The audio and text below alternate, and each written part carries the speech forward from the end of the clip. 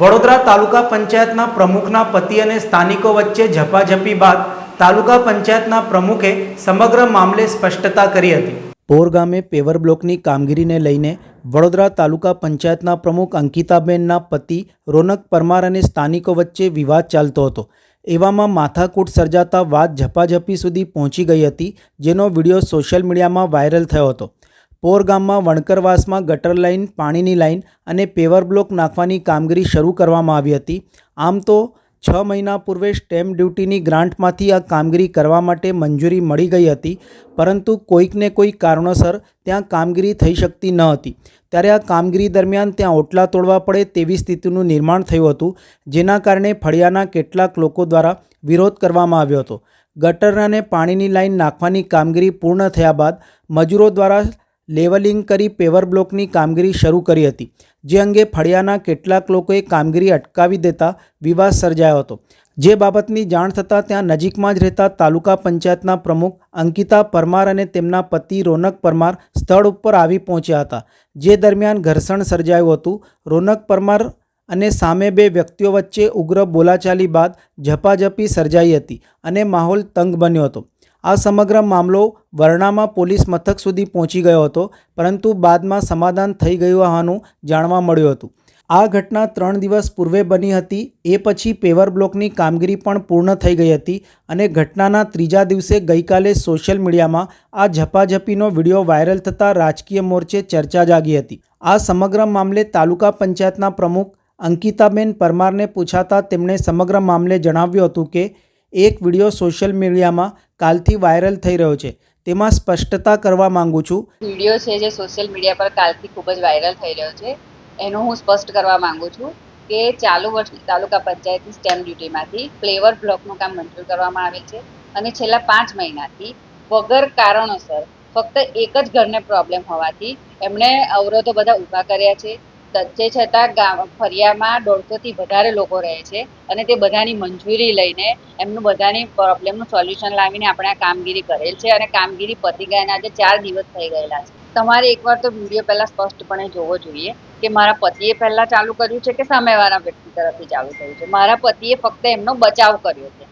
કોઈ આપણને સામે આવીને ગાળાગાળી કરે, જેમ તેમ મારવાનો પ્રયાસ કરે તો આપણે આપણા બચાવ માટે પણ કંઈક બોલવું પડે। કોઈ મારે તો માર ખાઈ લેવું એ યોગ્ય નથી અને આપણે સાચા હોઈએ તો આપણે કોઈથી બીવાની પણ જરૂર નથી અને એમને જો પણ એમનું કંઈ પ્રોબ્લેમ હતા તે આપણે સોલ્યુશન લાવીને જ આ કામ કરેલ છે, છતાં પણ એ ના છૂટકે એ લોકો ના કરવાના કારણે પણ એમને કદાચ ગમતું નહીં હોય કે લોકોનું સારું થાય છે, એટલે 150 લોકોને પ્રોબ્લેમ ના હોય અને 4 લોકોની જ પ્રોબ્લેમ હોય તો આપણે લોકોના હિત માટે વિચારવાનું હોય, નહીં કે 4 એવું કશું હોતું નથી।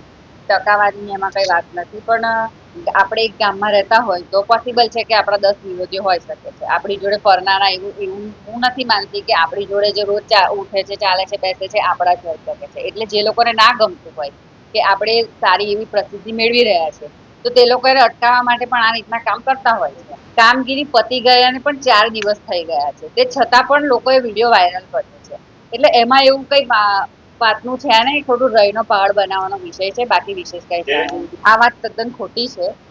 એ લોકોનું એવું કહેવું હતું કે જ્યારથી કામગીરી ચાલુ થાય ત્યારથી ના પતે ત્યાં સુધી કોન્ટ્રાક્ટર ત્યાં સમયસર ત્યાં ઊભા છે। હવે સ્વાભાવિક છે કે કોન્ટ્રાક્ટરને એક જ જગ્યાએ કામ ના હોય, બીજી 10 જગ્યાએ એમનું કામ ચાલતું હોય, એટલે એ ત્યાં હાજર પણ રહેતા હતા। પણ કોન્ટ્રાક્ટરનું પણ એવું કહેવું હતું કે એ જે એક જ ઘરવાળા હતા તે અભદ્ર શબ્દો કોન્ટ્રાક્ટરને બોલવામાં આવ્યા છે, મજૂરોને ભગાડી મૂકવામાં આવ્યા છે, તે છતાં અમે એ બધાનું સોલ્યુશન કરીને આ કામ પાર પાડ્યું છે। એ તદ્દન ખોટી વાત છે। હું એક ભણેલી ગણેલી વ્યક્તિ છું અને મને ખબર છે, મને પણ કાયદા કઈ રીતે અમલમાં આવે મને ખ્યાલ છે। મને આજે પ્રમુખ તરીકે 2.5 વર્ષ પૂર્ણ થવા આવ્યા છે, ત્યાર પહેલાં પણ હું 2.5 વર્ષ તાલુકા પંચાયત સભ્ય તરીકે ચૂંટાઈ ચૂકી છું અને મને ખ્યાલ છે કે મારે કઈ રીતે કામગીરી કરવી જોઈએ। બની શકે કે કોઈને ના ગમ્યું હોય તો મારા પદને હાનિ પહોંચાડવાનું કાર્ય કોઈએ કર્યું હોય, પણ મારું એક વિઝન છે કે મારે લોકોના હિત માટે કાર્ય કરવાનું છે, લોકો વચ્ચે રહીને કામ કરવાનું છે, મારે લોકોથી વિરુદ્ધ જઈને કોઈ કામ કરવાનું નથી અને મારે લોકો માટે સારું જ કાર્ય કરવાનું છે। બની શકે કે કોઈને ખૂંચતું પણ હોય, પણ મારા તરફથી એવા કોઈ પ્રયાસ ના હોય કે મારું કાર્ય કોઈને ખૂંચે। હું હંમેશા કાર્ય એવું જ કરું કે લોકોના હિત માટે જ હોય અને લોકોના હિત માટે જ કાર્ય કરી। વિરોધીઓને એમ કહેવા માંગુ છું કે હું જે કંઈ કાર્ય કરું છું એ આપણી પાર્ટી માટે જ કાર્ય કરી રહી છું અને લોકો માટે જ કાર્ય કરી રહી છું. તો તમે લોકો પણ સપોર્ટિવ બનો. કોઈને ઊંચેથી પાડવામાં કોઈ મજા નથી.